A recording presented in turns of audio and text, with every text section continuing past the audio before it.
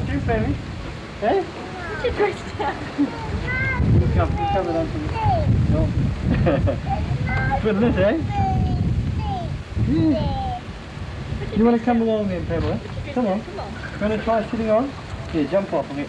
Pamela, you get your star. Here, Pammy. Pammy. Want to go on? Come up with that. There you go. Wow. Sitting on? Is that Christmas? Good, eh? You do sewing at school, do you, right?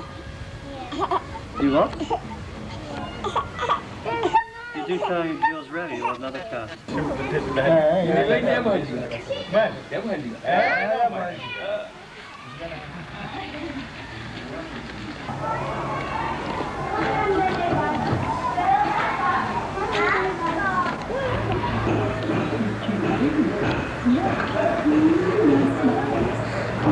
Elle a les dents? No, but At one of our mission hospitals up country at Chamfugu, we have had a Zairian doctor, Dr. Malewa. Last year, Dr. Malewa died of cancer. He was only 33 years old. And this is his wife, Veronica, and their two little children. This little girl, Mika, was born just 1 week before the doctor died. And the little boy's name is Pichu. And Veronica now lives here in Lubumbashi. She's looking for work, maybe in an office somewhere here. Rather a sad situation, and it's caused a lot of problems in the assembly work up at Chamfugu.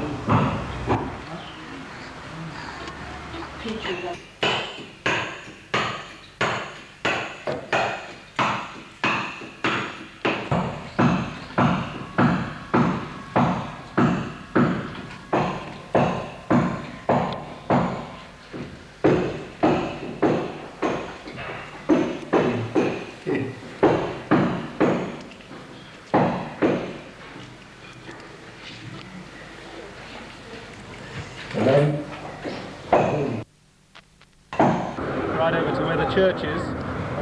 Church is backing onto our own house, and that's all part of the plot next door.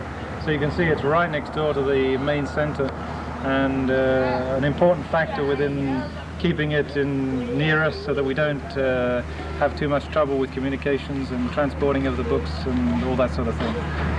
This has been developed now.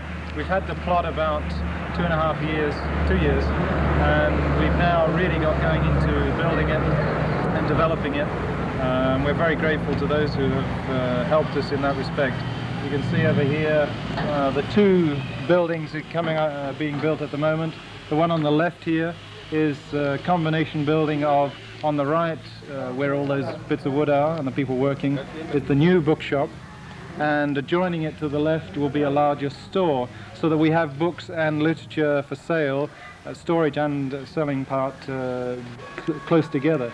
It's been a problem in the past that all the books have been stored right down the end of our plot, and we've had to carry them up every time, however small, however large the quantity. Right, the first smaller room will be an Emmaus correspondence, Bible correspondence course office and storage place, and then right next to that will be a place where there'll be a library, facilities for reading magazines, hopefully some opportunity to be able to play a cassette, so the people, young people, the people who haven't got a job, can come, sit and listen to a ministry cassette and receive teaching, which otherwise they probably wouldn't get. As I said at the very beginning, we were praying that the Lord would provide us some place to do some literature work, but we were staggered at the way that the Lord answered prayer, because you can see just how big the plot is from the buildings here to the buildings you can see right down the very back. That is the end of the plot. And everything from here on 60 meters wide is part of the plot that we have managed to get hold of. And so there's tremendous opportunities for development and expansion for many different projects. And this is just the first stage, we believe, of what the Lord wants to do in this particular place. Of which have brought in goods, supplies from Britain through Norman Lane, I'm sure you've heard of it.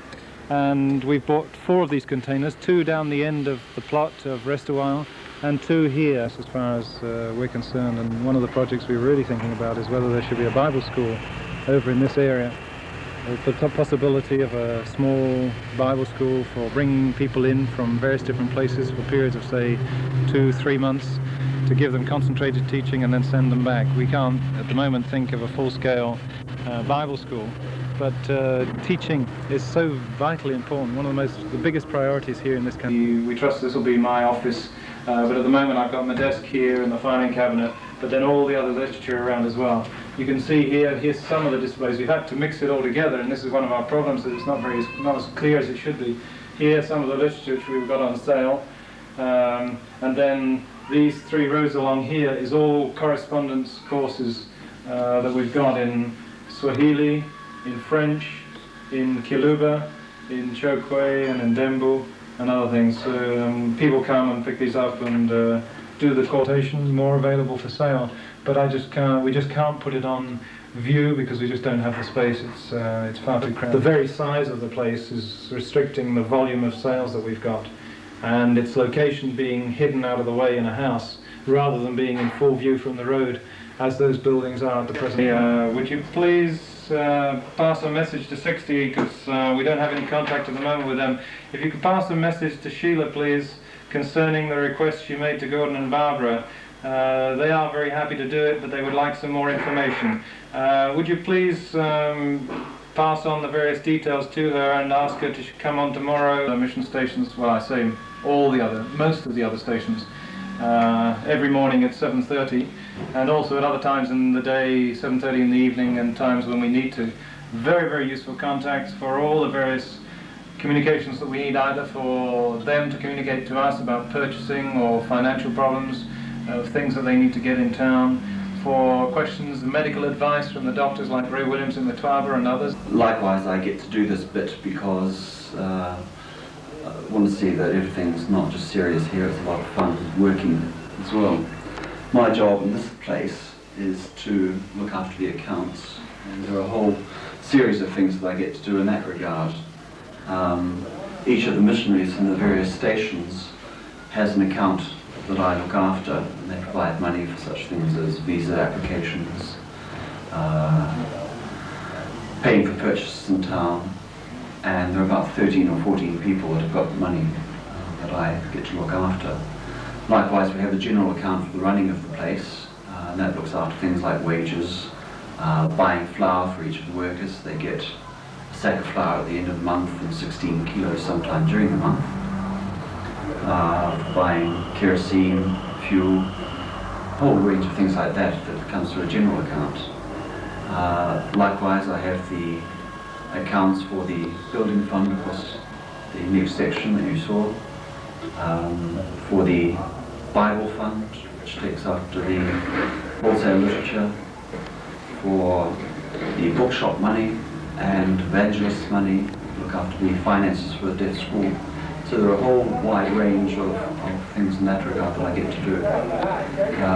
Likewise, at the moment I've just finished doing an food order for South Africa. And I'll just give you some idea of what it is to look after money and show you one drawer of what I have.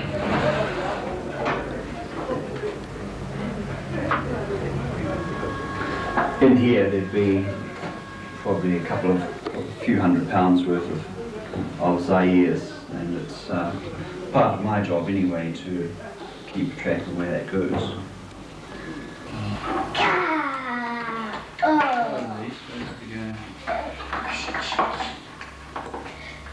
There, you're going in one.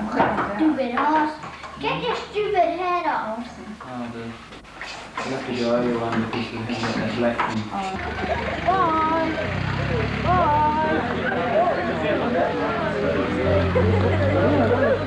Bye.